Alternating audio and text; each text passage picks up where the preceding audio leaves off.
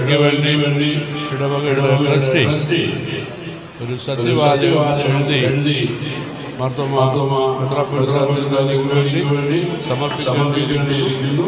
ആയതിപ്പോൾ മലങ്കര മാർത്തോമ മെത്രാപ്പോലീത്ത മുമ്പാകെ കലേവരം ശാലേം മാർത്തോമ ഇടവയ്ക്ക് വേണ്ടി ട്രസ്റ്റിമാരും വികാരിയും കൂടി എഴുതി വായിച്ച് സമർപ്പിക്കുന്ന ഉടമ്പടി.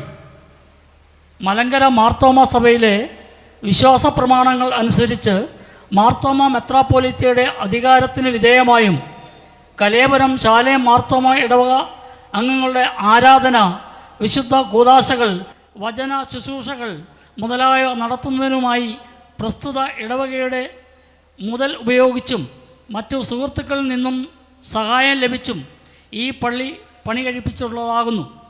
ഈ പള്ളിയിൽ ഇപ്പോഴുള്ള അംഗങ്ങളും ഭാവിയിൽ നിയമാനുസൃതം ഇവിടെ അംഗങ്ങളാകുന്നവർക്കും തുല്യ അവകാശം ഉണ്ടായിരിക്കുന്നതാണ്.